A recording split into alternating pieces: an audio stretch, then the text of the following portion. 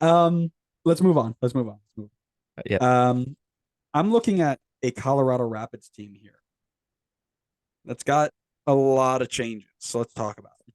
Robin Fraser in year five, going in after finishing 10th in the West on 43 points, missing the playoffs after topping the West in 2021. In terms of predicted shape here, I'm looking at a 4-2-3-1. Not something they played last year very often, but this is the best way I can project their lineup. And we'll talk about why in a little bit. I got, unfortunately, William Yarbrough in goal for now. I know they're looking at other people, but that's where we're stuck with. Keegan Rosenberry, Lalo Abubakar, Andres Maxo, and Gershbach at the left back spot, the new Australian signing. The two center mids in front of them, Price and Ronan. In front of them, I got Jordan Lewis. I've got Cole Bassett, and then I've got either Galvan or Barrios. I think there's going to be a lot of rotation at that spot. None of them have really done enough to hold it down last season. And of course, Diego Rubio up top.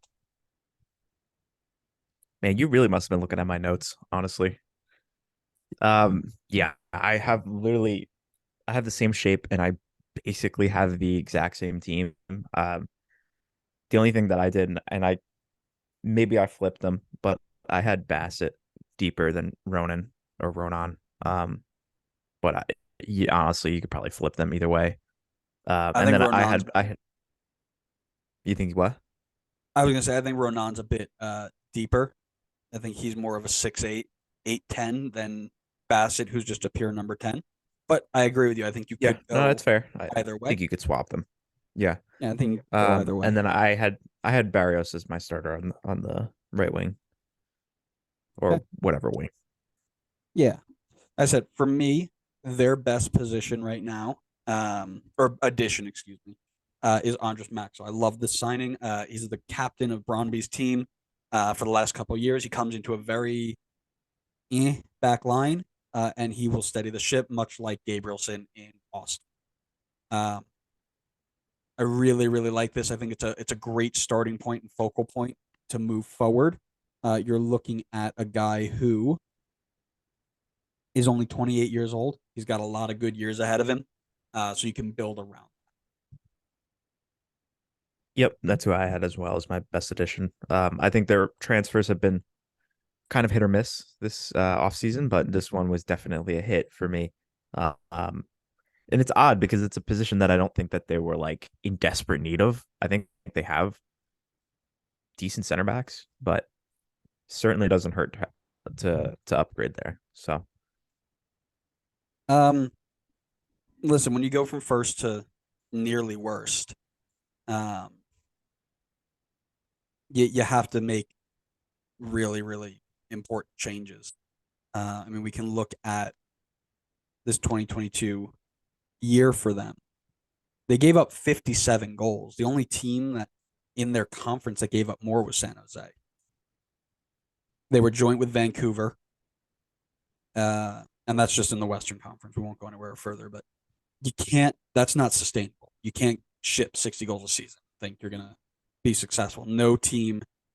Uh, no team in the playoff spot in the West shipped more than 50.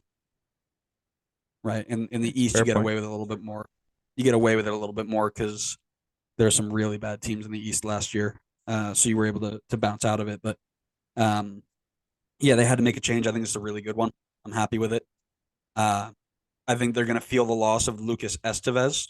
Um, I think that's probably their biggest loss. They've got Colorado wasn't great last year, but most of the good that you would see in their play style came through him at some point.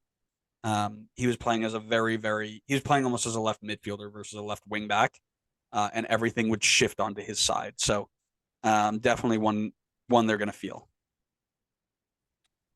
Yep, I had the same thing. Although I think Jesse's artist was probably a close number two. I just think that they already had another good striker option, Diego Rubio. So I don't see it as much as a big loss. But obviously now they've replaced the left back spot. But at the time, losing Estevez opened that left back spot. It left it open. So I think I would agree that that's probably their biggest loss. Yeah, love it. Player to watch. Keep an eye on Darren Yappy. He's currently the number two striker on this side. 18 years old. He has 8 goals and 33 appearances at the USL Championship level or MLS Next, whichever one he was in first. He's already got 11 MLS appearances to his name, and I'm assuming that he's going to get his name called often to fill in for this Rapids team this year. Yeah, it's a good shout. I went with Cole Bassett. He's coming back Ooh. after the time in the Netherlands. Seems like we both have him sliding right back into a starting spot. I want to see if he's able to rekindle that form that he had in MLS before he made the move, or has that move kind of shattered his confidence and we're not going to see the same Cole Bassett anymore.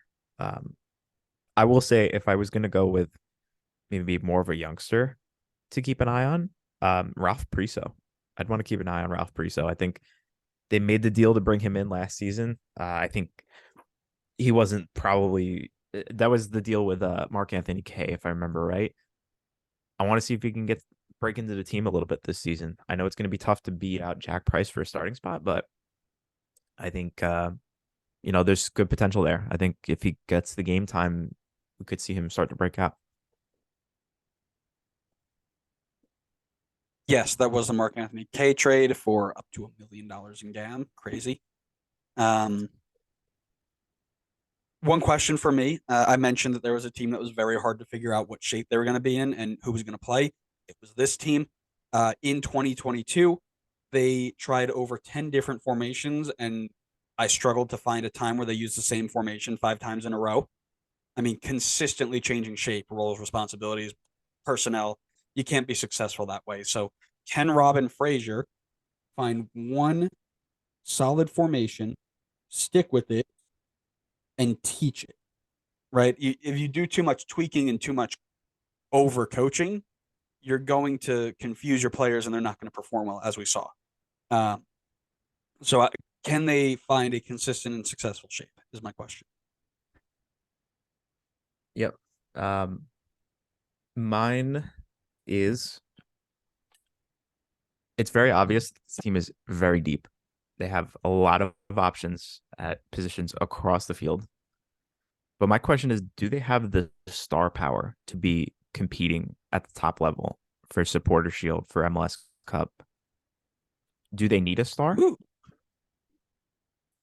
Red Bull 2018 says no, you do not. 2018 was a whole different MLS. Eh, you might say that. You might get disagreed with.